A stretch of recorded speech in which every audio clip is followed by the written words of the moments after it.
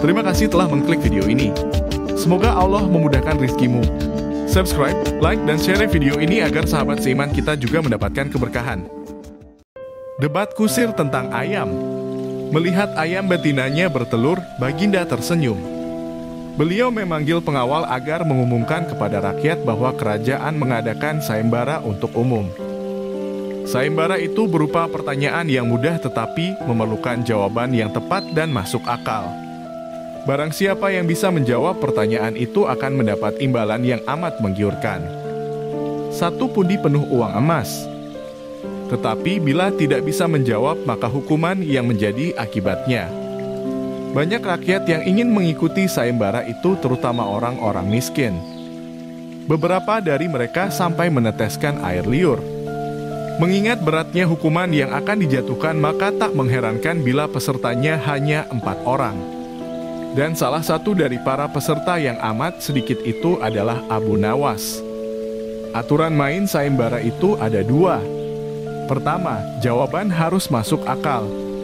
Kedua, peserta harus mampu menjawab sanggahan dari Baginda sendiri. Pada hari yang telah ditetapkan, para peserta sudah siap di depan panggung. Baginda duduk di atas panggung. Beliau memanggil peserta pertama. Peserta pertama maju dengan tubuh gemetar. Baginda bertanya, manakah yang lebih dahulu, telur atau ayam? Telur, jawab peserta pertama.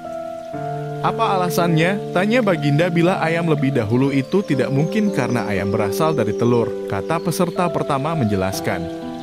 Kalau begitu siapa yang mengerami telur itu? Sanggah Baginda. Peserta pertama pucat pasi. Wajahnya mendadak berubah putih seperti kertas. Lah tidak bisa menjawab. Tanpa ampun ia dimasukkan ke dalam penjara. Kemudian peserta kedua maju. Lah berkata, Paduka yang mulia, sebenarnya telur dan ayam tercipta dalam waktu yang bersamaan. Bagaimana bisa bersamaan? Tanya Baginda.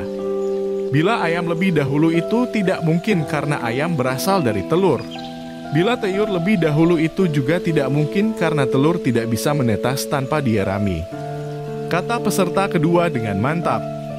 Bukankah ayam betina bisa bertelur tanpa ayam jantan? Sanggah Baginda memojokkan. Peserta kedua bingung. Lah pun dijebloskan ke dalam penjara. Lalu giliran peserta ketiga.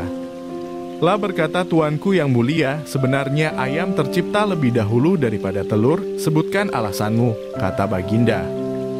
Menurut hamba, yang pertama tercipta adalah ayam betina, kata peserta ketiga meyakinkan. Lalu bagaimana ayam betina bisa beranak pinak seperti sekarang, sedangkan ayam jantan tidak ada, kata Baginda memancing.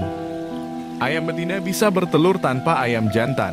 Telur dierami sendiri, lalu menetas dan menurunkan anak ayam jantan, kemudian menjadi ayam jantan dewasa dan mengawini induknya sendiri. Peserta ketiga berusaha menjelaskan. Bagaimana bila ayam betina mati sebelum ayam jantan yang sudah dewasa sempat mengawininya? Peserta ketiga pun tidak bisa menjawab sanggahan Baginda. Lah pun dimasukkan ke penjara. Kini tiba giliran Abu Nawas. Lah berkata, yang pasti adalah telur dulu, baru ayam.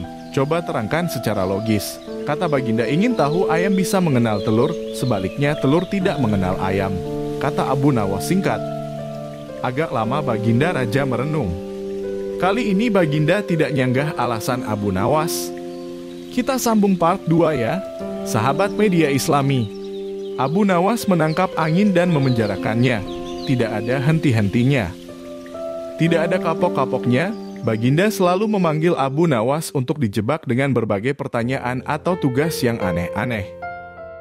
Hari ini Abu Nawas juga dipanggil ke istana.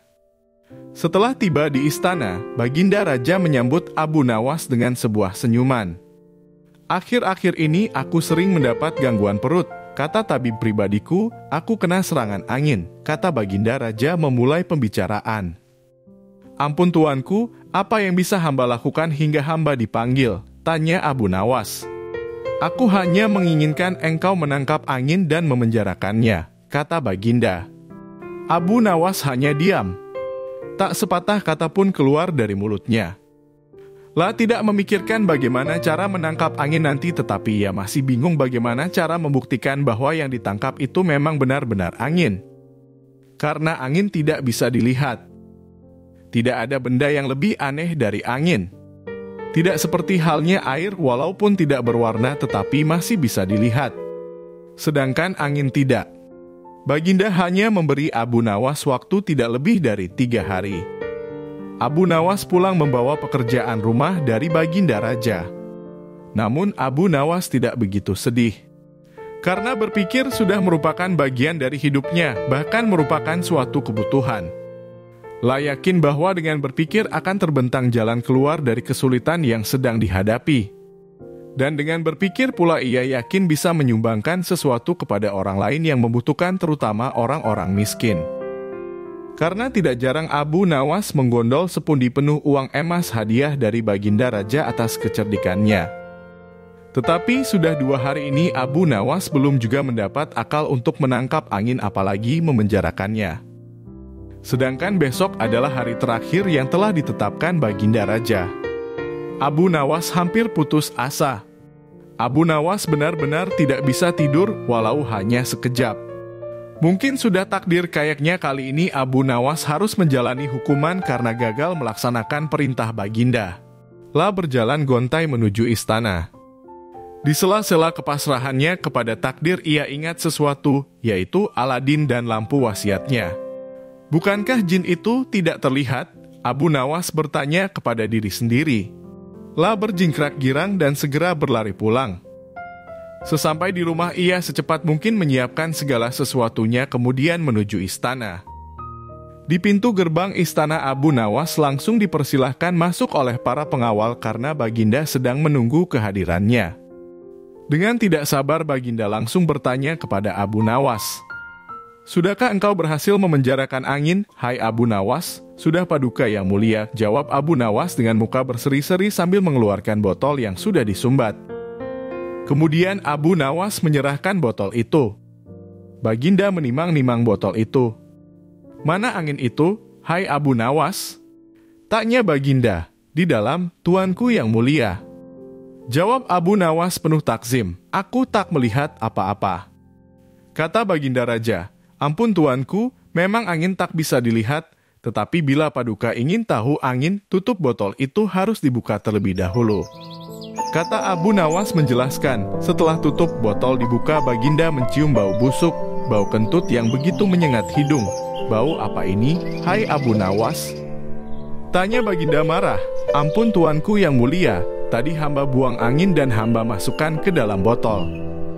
Karena hamba takut angin yang hamba buang itu keluar, maka hamba memenjarakannya dengan cara menyumbat mulut botol," kata Abu Nawas ketakutan. Tetapi Baginda tidak jadi marah karena penjelasan Abu Nawas memang masuk akal. Dan untuk kesekian kali Abu Nawas selamat. "Hehehe, kau memang pintar Abu Nawas," puji Baginda Raja. Tapi jangan keburu tertawa dulu, Abu Nawas masih memiliki kata-kata yang ingin ia sampaikan kepada Baginda Raja. "Baginda," panggil Abu Nawas. "Ya, Abu Nawas," sahut Baginda Raja. "Hamba sebenarnya cukup pusing memikirkan cara melaksanakan tugas memenjarakan angin ini," keluh Abu Nawas. "Lalu apa maksudmu Abu Nawas? Hamba minta ganti rugi." "Kau hendak memeras seorang raja?" "Oh, bukan begitu Baginda." "Lalu apa maumu?" "Baginda harus memberi saya hadiah berupa uang sekedar untuk bisa belanja dalam 1 bulan. Kalau tidak, tantang Baginda." "Kalau tidak, hamba akan menceritakan kepada khalayak ramai bahwa Baginda telah dengan sengaja mencium kentu hamba," tantang Abu Nawas. "Hah?" Baginda kaget dan jengkel tapi kemudian tertawa terbahak-bahak. "Baik, permintaanmu kukabulkan," ujar Baginda Raja mengakhiri percakapan. Terima kasih telah menonton video ini. Bantu like, komen, dan share video ini.